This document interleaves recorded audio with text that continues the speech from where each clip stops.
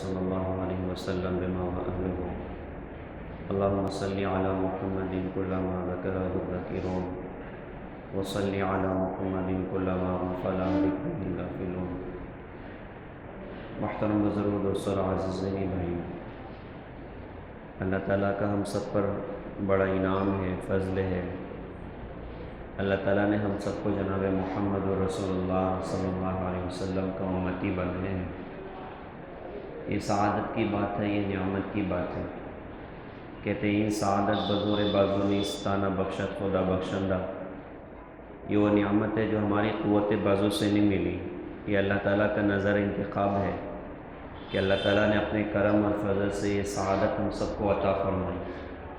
حضرت محمد صلی اللہ علیہ وسلم کی ذات اقدس اس پوری کائنات کی مخلوقات میں سب سے زیادہ عظیم ہیں، سب سے زیادہ عظیم مقام والے ہیں۔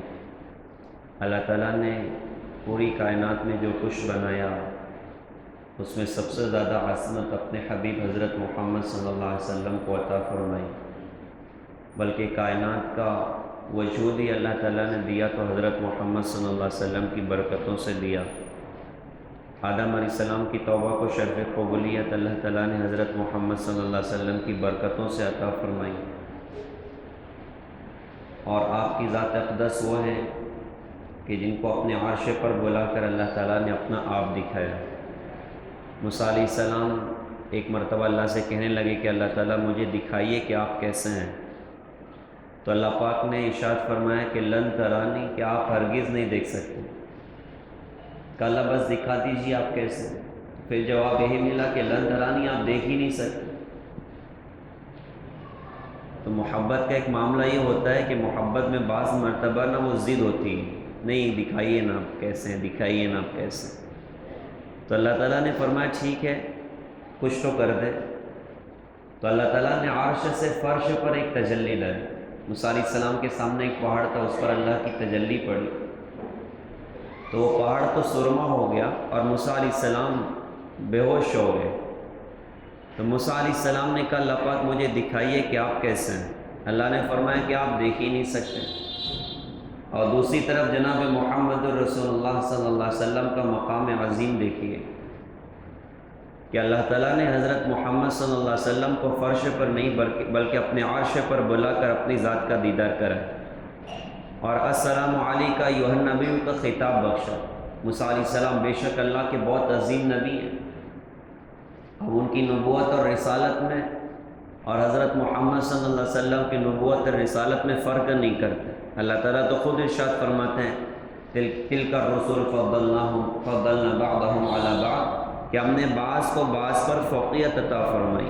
تو یہ تو اللہ خود فرماتے ہیں، لیکن سب سے عظیم اللہ تعالیٰ نے کائنات میں کسی کو بنایا تو جناب محمد رسول اللہ صلی اللہ علیہ وسلم کو بنایا۔ ایک مرتبہ نا صحابہ بیٹھے تھے اور بیٹھ کر صحابہ کے مذاکرے چل رہے تھے، دین کے مذاکرے ہوا کرتے تھے، جنت جہنم کے مذاکرے ہوا کرتے تھے۔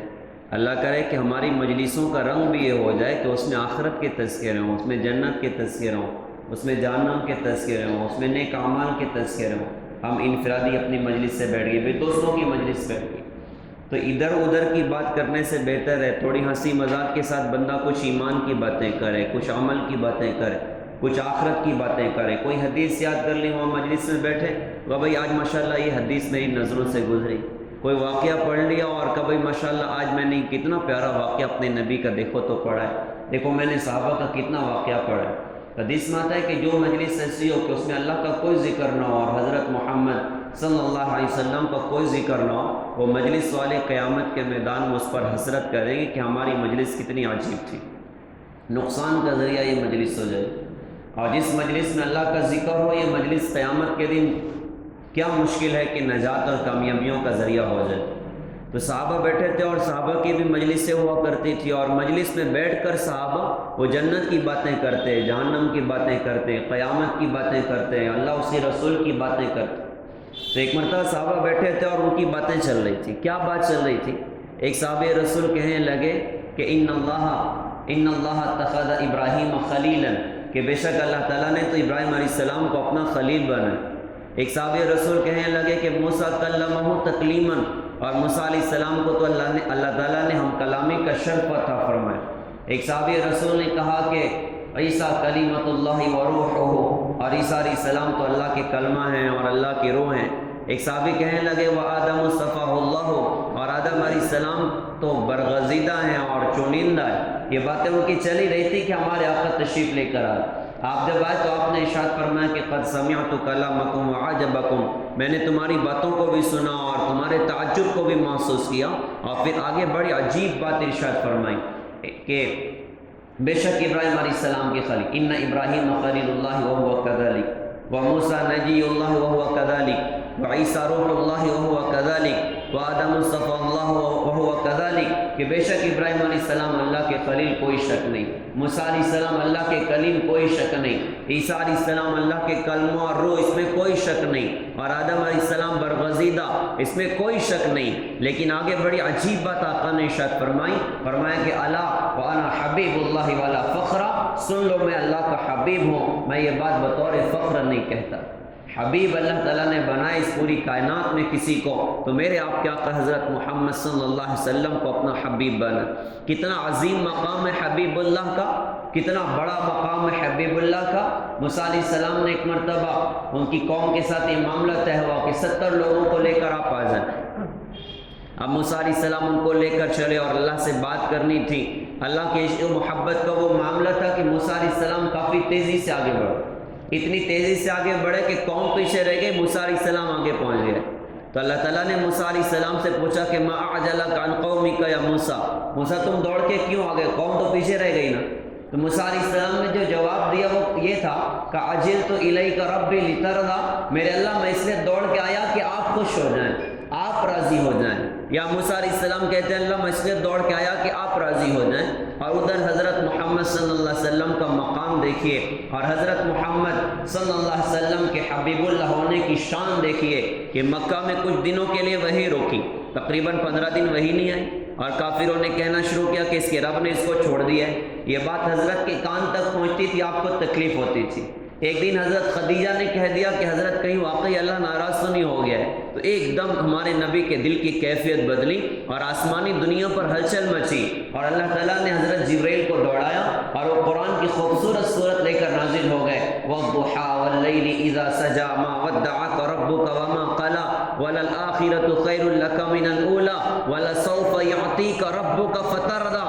آخر تک کیا عجیب بات اللہ پاک ارشاد فرما رہے ہیں، وَالضُّحَىٰ مجھے روشن دن کی قسم، وَاللَّيْلِ إِذَا سَجَىٰ مجھے چھا جانے والی رات کی قسم، مَا وَدَّعَكَ رَبُّكَ وَمَا قَلَىٰ تیرے رب نے تجھے چھوڑا نہیں، تیرا رب تجھ پر ناراض نہیں، وَلَلْآخِرَةُ خَيْرٌ لَكَ مِنَ الْأُولَىٰ اگلی آپ کے لیے پچھلی سے بہت بہتر ہے، وَلَسَوْفَ يُعْطِيكَ رَبُّكَ فَتَرْضَىٰ آپ کو آپ کا رب عنقریب اتنا دے گا کہ آپ راضی ہو جائیں، آپ خوش ہو جائیں۔ موسیٰ علیہ السلام سے پوچھا دوڑ کے کیوں آئے، کہا اللہ اس لیے دوڑا کہ آپ راضی ہو جائیں۔ اور یا محمد الرسول اللہ صلی اللہ علیہ وسلم سے فرمایا کہ نبی جی آپ کو تو اتنا دوں گا کہ آپ راضی ہو جائیں۔ ایک جگہ ملتا ہے اللہ کے رسول نے ایسے ایک موقع پر کہا تھا کہ اللہ تعالیٰ میں اس وقت راضی ہوں گا جب میرا کوئی امتی جہنم کی آگ میں نہ ہوگا۔ ہم کیا کیا احسانات بتائیں جناب محمد الرسول اللہ صلی اللہ علیہ وسلم کے، کہ اللہ میں اس وقت راضی ہوں گا جب میرا کوئی امتی جہنم کی آگ میں نہ ہوگا۔ تو اللہ تعالیٰ کے رسول حضرت محمد صلی اللہ علیہ وسلم نے بڑی عجیب شان کے ساتھ ارشاد فرمایا کہ سنو میں اللہ کا حبیب ہوں، میں یہ بات بطور فخر نہیں کہتا، انا اول شافع و اول مشفع یوم القیامہ ولا فخر، میں وہ ہوں جو سب سے پہلے شفاعت کرے گا اور جس کی شفاعت اللہ کی بارگاہ میں قبول ہوگی، اور میں یہ بات بطور فخر نہیں کہتا، انا حامل لواء الحمد یوم القیامہ ولا فخر، میں وہ ہوں جو حمد کا جھنڈا قیامت کے میدان میں اٹھائے گا اور سارے نبی اور رسول میرے جھنڈے کے نیچے ہوں گے، میں یہ بات بطور فخر نہیں کہتا، انا اول من يحرك حلق الجنة فيفتح الله لي فيدخلنيها ومعي فقراء المؤمنين ولا فخر، آپ نے فرمایا کہ میں وہ ہوں جو سب سے پہلے جنت کے دروازے کی کنڈی کھٹکھٹائے گا اور میرے دستک دینے پر اللہ اس دروازے کو میرے لیے کھولے گا اور میں جنت میں داخل کیا جاؤں گا اور میرے ساتھ فقراء مومنین ہوں گے، میں یہ بات بطور فخر نہیں کہتا، انا اکرم الاولین والآخرین ولا فخر، میں اولین آخرین کل کائنات میں سب سے زیادہ قابل اکرام ہوں، میں یہ بات بطور فخر نہیں کہتا۔ کیسی شان اللہ تعالیٰ نے ہمارے نبی کو عطا فرمائی، کیسا مقام اللہ تعالیٰ نے حضرت محمد صلی اللہ علیہ وسلم کو عطا فرمایا۔ میرے پیارے بھائیوں، ہم سب کی نجات اور کامیابی کا یہ راستہ ہے کہ ہم اپنی زندگی میں حضرت محمد صلی اللہ علیہ وسلم کی زندگی کو جگہ دیں، آپ کے پاکیزہ اعمال کو جگہ دیں۔ اللہ نے ہم پر بڑے احسانات کیے کہ آپ کا امتی بنا دیا، اور آپ کا امتی بنا کر اللہ تعالیٰ نے ہمیں ساری دنیا کے اور انسانوں سے اور مذاہب سے اللہ پاک نے مستغنی کر دیا۔ اب ہمیں کہیں اور جانے کی ضرورت نہیں ہے، اب ہمیں کسی اور کے پیچھے چلنے کی ضرورت نہیں ہے۔ دنیا میں مسلمان مال کے اعتبار سے فقیر ہو سکتا ہے، دنیا میں مسلمان مال کے اعتبار سے فقیر ہو سکتا ہے، لیکن اللہ کی قسم زندگی گزارنے کی راہوں کے اعتبار سے دنیا میں مسلمان فقیر نہیں ہو سکتا۔ اللہ پاک نے ہمیں غنی بنایا۔ دنیا کی اور قومیں محتاج ہیں، انہیں نہیں پتہ ہوتا کہ موت پہ کیا کرنا، انہیں نہیں پتہ ہوتا شادی بیاہ میں کیا کرنا، انہیں نہیں پتہ کہ ماں کا کیا حق ہے، انہیں نہیں پتہ بیوی کا کیا حق ہے، انہیں نہیں پتہ کہ شوہر کا کیا حق ہے، انہیں نہیں پتہ پڑوسی کا کیا حق ہے۔ ہم یہ سینہ ٹھوک کے یہ بات ساری دنیا سے کہیں، ارے تم آؤ کہ ہم سے زکوٰۃ لے کر جاؤ، ہم تمہیں بتائیں کہ زندگی کیسے گزاری جاتی ہے، ہم تمہیں بتائیں کہ جوانیاں کیسی ہونی چاہیے، کاروبار کیسے ہونے چاہیے، تجارت کیسے ہونی چاہیے، ماں کا کیا حق ہے ہم بتائیں، پڑوسی کا کیا حق ہے ہم بتائیں، ایک انسان کا انسان پر کیا حق ہے تمہیں ہم بتائیں۔ زندگی گزارنے کے طریقے ہم تمہیں سکھائیں گے کہ ہمارے پاس ہمارے حبیب حضرت محمد صلی اللہ علیہ وسلم کی خوبصورت زندگی ہے، جنہوں نے ہمیں کہیں کسی کا محتاج نہیں چھوڑا، کہیں کسی کے بھروسے پر نہیں چھوڑا، لاوارث نہیں چھوڑا، ہر موقع کا دین بتایا، ہر موقع کی رہبری کی ہے۔ لہٰذا ہم اگر چاہتے ہیں کہ ہماری قیمت دنیا اور آخرت میں لگ جائے تو اس کا راستہ ہے پیارے بھائیوں کہ ہم حضرت محمد صلی اللہ علیہ وسلم کے عاشق بنیں، آپ کی پاکیزہ اداؤں کو اپنی زندگی میں جگہ دیں، آپ کی پاکیزہ سنتوں کو اپنی زندگی میں جگہ دیں۔ اللہ تعالیٰ نے حضرت محمد صلی اللہ علیہ وسلم کو قیامت تک آنے والے انسانوں کے لیے آئیڈیل بنا دیا، مثالی بنا دیا، اور اس بات کا اعلان کر دیا کہ اگر ہمارے بننا چاہتے ہو نا تو ہمارے نبی کے بن جاؤ، ہم بھی تمہارے ہو جائیں، ہمارے نبی کی سنتوں کو اپنی زندگی میں جگہ دے دو، ہم تم سے راضی ہو جائیں۔ اسے ہم دیکھیں کہ ہمارے نبی کی سنتوں کی اللہ کی بارگاہ میں کتنی زیادہ قیمت ہے، آپ کے اعمال کی اللہ کی بارگاہ میں کتنی بڑی قیمت ہے۔ اللہ کے رسول حضور پاک صلی اللہ علیہ وسلم کے ایک حدیث میں ملتا ہے، اللہ کے نبی نے فرمایا کہ جب کوئی آدمی حالت اسلام میں 40 سال کا ہو جائے تو اللہ اس کو 3 بڑی بڑی بیماریوں سے بچا لیتے ہیں، کوڑ سے، برس سے، جنون سے۔ 50 سال کا ہو جائے اللہ اس کا حساب ہلکا کر دیتے ہیں، 60 سال کا ہو جائے اللہ اس کو اپنی معرفت عطا فرما دیتے ہیں، بندہ 70 سال کا ہو جائے سارے آسمان والے اس سے محبت کرنے لگ جاتے ہیں، ہوتے ہوتے بندہ 80 سال کا ہو گیا۔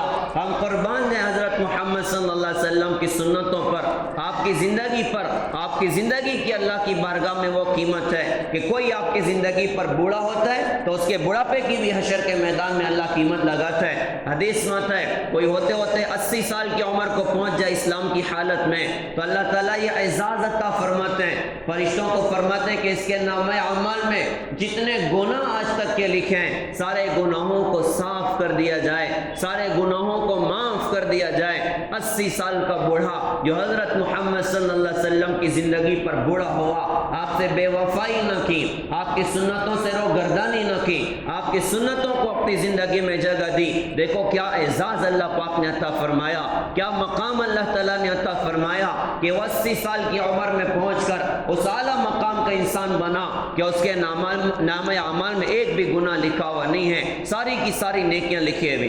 پھر بندہ ہوتے ہوتے عمر گزر رہی بھائی اور ہوتے ہوتے 90 کی عمر تک پہنچ جائے تو حدیث میں آتا ہے کہ 90 سال کے بوڑھے سے قیامت کے میدان میں اللہ تعالیٰ ارشاد فرمائیں گے کہ آج تو سفارش کر، تیری سفارش پر تیرے پورے خاندان کو تیرے ساتھ میں جنت میں داخل کروں۔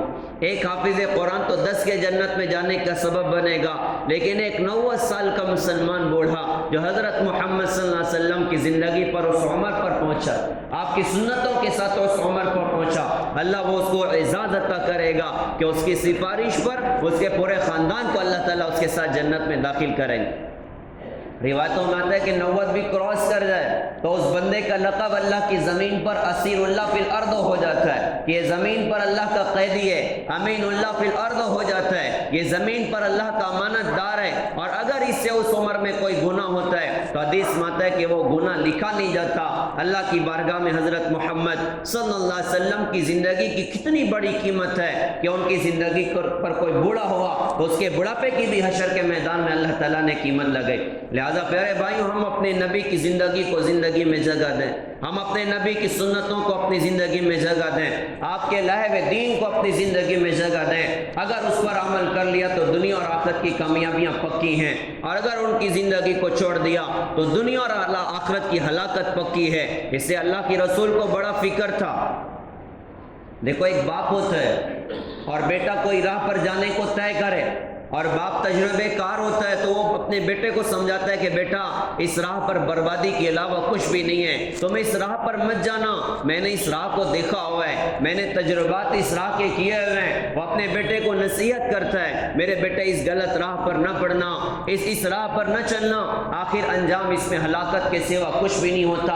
اللہ کی رسول حضور پاک صلی اللہ علیہ وسلم اس پوری کائنات میں وہ شخصیت ہے جنہیں اللہ پاک نے جنت کے مناظر ان کی ذاتی آنکھ سے دکھائے، جہنم کے حالات ان کی اپنی ذاتی آنکھ سے دکھائے۔ تو اللہ کے رسول نے اپنی آنکھ سے دیکھا کہ کیا کچھ ہولناکیاں جہنم میں تیار ہیں اور کیا کچھ نعمتیں جنت میں مزین ہیں۔ تو اللہ کے رسول حضور پاک صلی اللہ علیہ وسلم کو بڑا فکر تھا کہ کہیں میری امت جہنم کی آگ میں نہ چلی جائے، کہیں میری امت جہنم کی آگ کا ایندھن نہ بن جائے، اور کہیں جنت کی راہ سے بھٹک نہ جائے۔ تو اس لیے اللہ کے رسول حضور پاک صلی اللہ علیہ وسلم نے جگہ جگہ اپنی امت کو سمجھایا، اپنی امت کو نصیحتیں فرمائی، اپنی امت کو وصیتیں فرمائی۔ جیسے ایک شفیق باپ کی موت کا وقت ہوتا ہے تو اس کی چاہت ہوتی ہے کہ اپنی پوری اولاد کو اپنے سامنے جمع کرے اور کچھ باتیں سمجھائیں، کچھ وصیتیں کریں۔ بالکل اسی طرح حضرت محمد صلی اللہ علیہ وسلم کو جب لگا کہ میرے دنیا سے جانے کی گھڑیاں اب قریب ہیں تو آپ نے چاہا کہ اپنی امت کو جمع کروں اور اپنی امت کو کچھ پیغام دو اجتماعی طور سے۔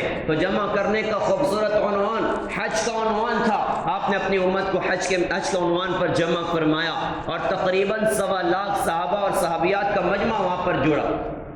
اور چونکہ اللہ کے رسول کو اشارے مل گئے تھے کہ نبی جی آپ کے دنیا سے جانے کی گھڑیاں اب قریب ہیں، آپ کے دنیا سے رخصت ہونے کا وقت اب قریب ہے، تو اللہ کے رسول نے سب کو جمع فرمایا، اور جمع کر کے کئی اپنے اعمال سے، کئی اپنی باتوں سے اشارہ دیا اپنی امت کو کہ میری امت میرے دنیا سے جانے کا وقت اب قریب آ چکا ہے، میرے دنیا سے رخصت ہونے کا وقت اب قریب آ چکا ہے۔ آپ نے اپنے حج کے موقع پر 100 اونٹوں کی قربانیاں فرمائیں، لیکن بڑی عجیب بات تھی کہ 63 اونٹوں کو اپنے ہاتھ سے آپ نے ذبح فرمایا، اس کے بعد چھوڑے کو پھینک دیا، اور بڑی عجیب بات ہے کہ اس بوڑھے آسمان نے ایسا منظر اس سے پہلے کبھی نہ دیکھا تھا۔ اللہ کے رسول نے جب اونٹوں کو ذبح کرنا شروع کیا، اونٹوں کی نظر حضرت کے مبارک چہرے پر پڑی۔ اللہ کا فضل ہے، اللہ نے ہمیں اس نبی کو امتی بنایا جس نبی کو جانور پہچانتے تھے، جس نبی کو اونٹ پہچانتے تھے، جس نبی کو جنگل کے درندے پہچانتے تھے، جس نبی کو درخت سلام کرتے، جس نبی کو پتھر سلام کرتے۔ اونٹوں کی نظر حضرت کے چہرے پر پڑی کہ آپ اونٹوں کو ذبح کر رہے ہیں، تو ہم جانور کو ذبح کرنا چاہیں تو جانور بھاگنے کی کوششیں کرتا ہے۔ آج پہلی مرتبہ ایسا ہوا کہ اونٹوں میں دوڑ لگی، ہر اونٹ یہ چاہتا تھا کہ آج پہلے میں ذبح ہو جاؤں، آج پہلے میں ذبح ہو جاؤں، کیونکہ ذبح کرنے والی شخصیت جناب محمد الرسول اللہ صلی اللہ علیہ وسلم میں آپ نے 63 کو اپنے ہاتھ سے ذبح فرمایا، چوری کو پھینک دیا۔ حضرت علی سے فرمایا کہ بقیہ اونٹوں کو تم ذبح کرو، یہ 63 ذبح کر کے اشارہ دیا جیسے آج میں نے 63 اونٹوں کو ذبح کیا، ایسے میری زندگی کی عمر بھی 63 سال کی ہوگی۔ اور ایک موقع پر تو بڑی عجیب بات حج کے موقع پر ہی فرمائی کہ سنو، مجھے امید نہیں ہے کہ اس کے بعد ہم اس مقام پر کبھی اکٹھا ہو سکتے ہیں۔ اور جب سارا مجمع جمع ہوا تھا تو اللہ کے نبی نے ایک عجیب بیان فرمایا، ایسا عجیب بیان تھا گویا کہ اپنا دل نکال کے اپنی امت کے سامنے رکھ دیا، اپنے دل کا درد اور غم اپنی امت کے سامنے پیش کر دیا۔ 1.25 لاکھ صحابہ کا مجمع نظروں کے سامنے تھا، اور بظاہر تو 1.25 لاکھ تھے، لیکن اللہ کی قسم یہاں پر بیٹھا ہوا ہر فرد اس وقت حضرت محمد صلی اللہ علیہ وسلم کی نگاہوں میں تھا، اور قیامت تک آنے والی امت حضرت محمد صلی اللہ علیہ وسلم کی نگاہوں میں تھی۔ ظاہر میں پیغام تو 1.25 لاکھ کو دیا، لیکن یہ پیغام صرف 1.25 لاکھ کے لیے نہیں تھا، بلکہ یہ پیغام قیامت تک آنے والی امت کے لیے تھا۔ آپ نے سب کو جمع کیا، اور جمع کر کے آپ نے جو خطبہ دیا اس کی کچھ باتیں میں آپ کی خدمت میں پیش پیش کرتا ہوں۔ اللہ کے رسول نے فرمایا کہ دیکھو اللہ نے اپنے دین کو مکمل کر دیا، جو کمی کرے گا وہ بھی مردود ہے، جو زیادتی کرے گا وہ بھی مردود ہے، کمی کی کوئی گنجائش نہیں ہے، زیادتی کی کوئی گنجائش نہیں ہے۔ اللہ نے اپنے دین کو مکمل کر دیا۔ الیوم اکملت لکم دینکم واتممت علیکم نعمتی ورضیت لکم الاسلام دینا۔ یہی دین ہے جس پر اللہ تم سے راضی ہوگا۔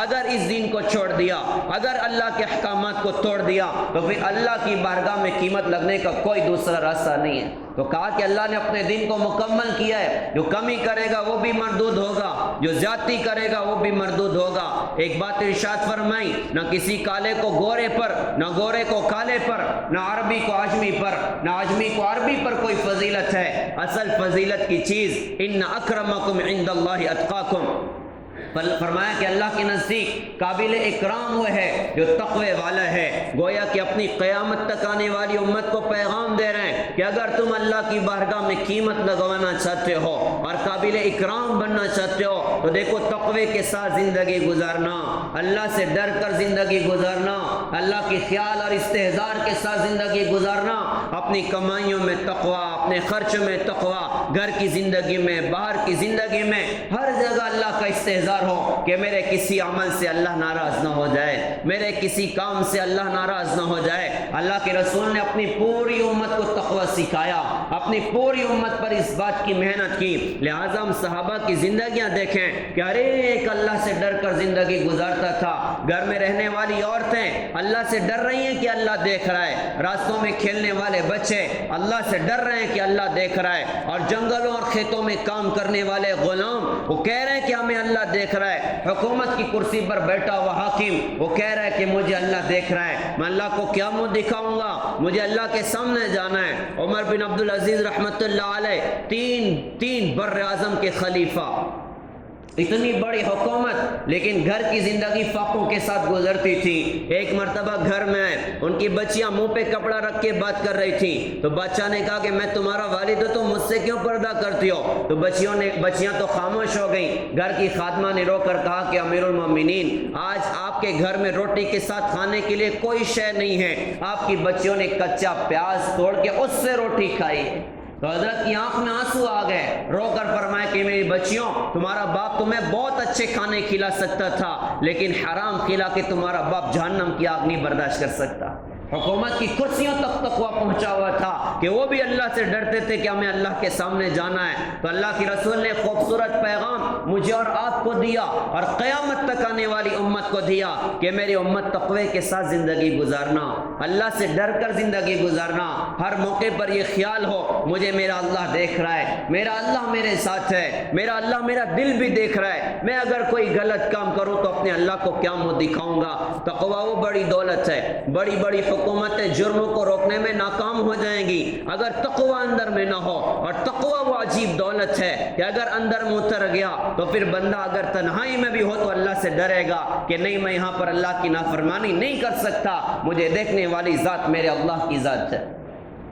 جیسے کہ عبداللہ بن عمر رضی اللہ عنہ کا وہ واقعہ کتنا عجیب ہے، جنگل میں ہے اور یہ کہ کھانے بیٹھے اور ایک چرواہ بکری چراتے ہوئے گزرا، کہا کہ بھیا کھانا کھا لو، اس نے کہا حضرت میرا روزہ ہے، کہا یار اتنی گرمی میں تو جنگل میں روزہ رکھتا ہے، اس نے کہا کہ حضرت زندگی کے خالی وقتوں کو وصول کر رہا ہوں۔ حضرت نے کہا کہ ایک کام کر، ایک بکری کا بچہ ہمیں دے دے، قیمت بتا تجھے پیسے دیں گے اور گوشت بھی دیں گے، گوشت تجھے افطار میں کام دے گا۔ اس نے کہا حضرت یہ بکریاں میری نہیں ہیں، یہ میرے مالک کی بکریاں ہیں، میں تو غلام ہوں۔ حضرت نے چیک کرنے کے طور پہ کہا یار تیرے مالک کو کیا خبر ہوگی، مالک سے کہہ دینا کہ بھیڑیا کھا گیا۔ تو اس چرواہے نے فوراً کہا کہ حضرت مالک کو تو کہہ دوں گا کہ بھیڑیا کھا گیا، لیکن فائن اللہ، اللہ کہاں چلے جائیں گے، اللہ کہاں چلے جائیں گے۔ کیا عجیب تقوی ہے کہ جنگل کا ایک چرواہ کہتا ہے کہ مجھے اللہ دیکھ رہا ہے۔ آج تقوی زندگیوں سے نکلا تو ناپ تول میں کمی کرتے وقت مسلمان نہیں سوچتا اللہ دیکھ رہا ہے، زنا کے اڈوں کی طرف قدم اٹھاتے وقت نہیں سوچتا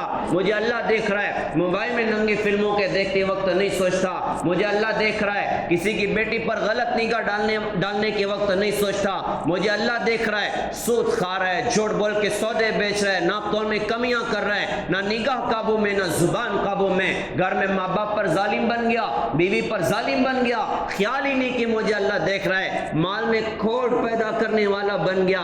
آج یہ بھی مارکیٹ پورے گاؤں میں چلا ہوا، پروڈکٹ کچھ اور ہے، اندر کا مٹیریل کچھ اور ہے، اور معاف کرنا پیارے بھائیوں، آج بلا مبالغہ ایسی چیزوں سے امت کے جوانوں کی جوانیاں برباد کی جا رہی، ان کی زندگیاں برباد کی جا رہی۔ تو یہ سمجھ رہا مجھے کوئی نہیں دیکھ رہا، مجھے کوئی نہیں جانتا، دنیا سمجھے گی میں تو اپنے ہنر میں بڑا ماہر ہوں، لیکن اللہ کی قسم اس پر اللہ کی نظر ہے، اس کے فراڈ پر اللہ کی نظر ہے، اس کی ملاوٹ پر اللہ کی نظر ہے۔ کل قیامت کے میدان میں پتہ چلے گا کیا لے کر آیا، کیا کھو کر آیا۔ تو اللہ کی رسول نے ساری امت کو تقوی کی وصیت فرمائی۔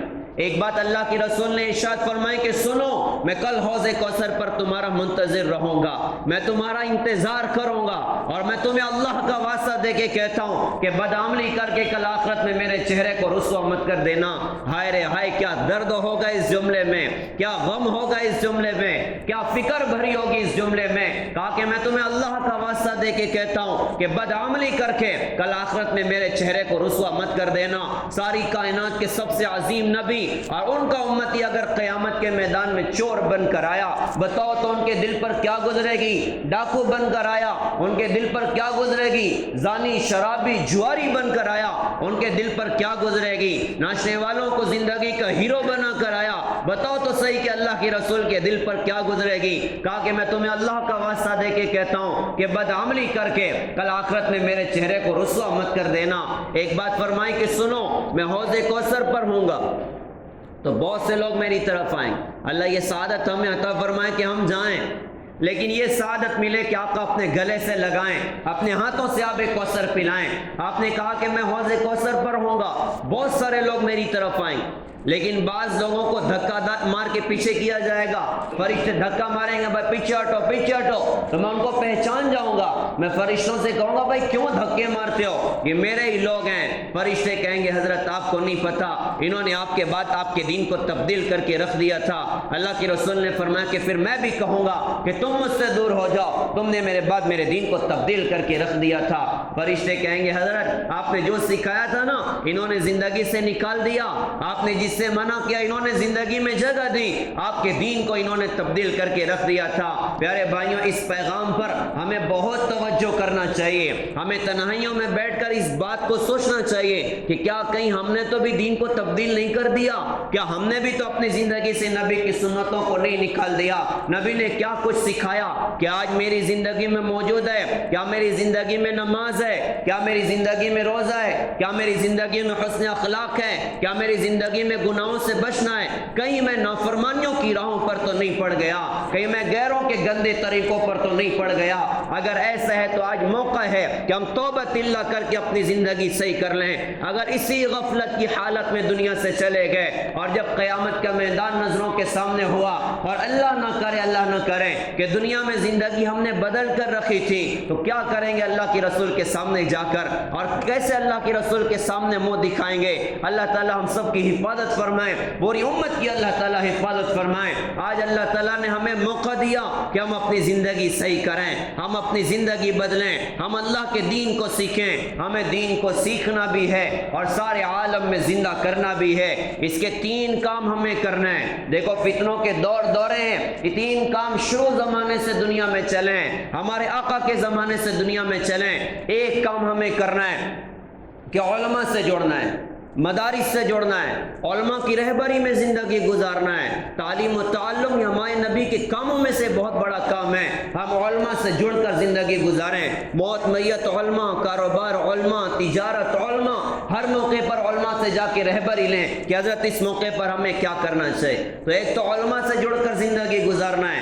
جاہل تو ہر انسان پیدا ہوتا ہے، جاہل بن کے مر جانا یہ بڑی بربادی کی راہ ہے۔ ہم جاہل بن کے نہ مریں، ہم دین سیکھیں، ہم علماء سے جڑیں۔ دوسرا، جیسے بدن بیمار ہوتا ہے ہم ڈاکٹر کے پاس جاتے ہیں، ایسے روح بھی بیمار ہوتی ہے، حسد ہے، جلن ہے، بغض، عداوت ہے، بڑا بننے کا جذبہ ہے، غصہ ہے، گرمی ہے اور بد اخلاقی ہے۔ ان سارے جذبوں کے ختم کرنے کا راستہ اللہ والوں کی صحبت ہے، اللہ والوں کا ساتھ ہے۔ قرآن میں اللہ نے فرمایا کہ کونوا مع الصادقین، سچوں کے ساتھ ساتھ ہو جاؤ، اور سچوں سے مراد اللہ والے لوگ ہیں کہ ہم اللہ والوں سے دوستیاں کریں، اللہ والوں کی صحبت میں وقت گزاریں، ان کے ہاتھ میں ہاتھ دیں۔ اور ایک تیسرا کام بڑا خوبصورت سا، ہماری اپنی دعوت و تبلیغ کی خوبصورت سی محنت ہے، مثبت بن کر اپنے نبی کے اخلاق کے ساتھ، نبی کے درد غم کے ساتھ، نبی کی بے چینیوں کو اپنے دل میں جگہ دے کر دنیا میں پھرنا کہ ہمارے نبی کا دین دنیا میں زندہ ہو جائے۔ اسی کی محنتیں پوری دنیا میں چلی ہیں۔ ہم نیت کریں انشاءاللہ ہم ان تینوں کاموں میں انشاءاللہ جڑیں گے، علماء سے جڑیں گے، اللہ والوں سے جڑیں گے، تبلیغ کا خوبصورت کام بھی کریں گے۔ ماشاءاللہ ہمارے شہر میں ایک مسجد کی بنیاد بھی رکھی گئی ہے، حضرت مولانا افتخار سالک صاحب انہوں نے ماشاءاللہ بنیاد رکھی ہے، ابھی امام صاحب اعلان بھی انشاءاللہ فرمائیں گے۔ تمام حضرات سے درخواست ہے کہ اس کا جم کے تعاون بھی فرمائیں۔ اللہ تعالیٰ سے دعا ہے کہ اللہ پاک ہم سب کو سمجھ عطا فرمائیں، عمل کے اللہ تعالیٰ ہم سب کو توفیق عطا فرمائیں۔ وآخر دعوانا ان الحمد للہ رب العالمین۔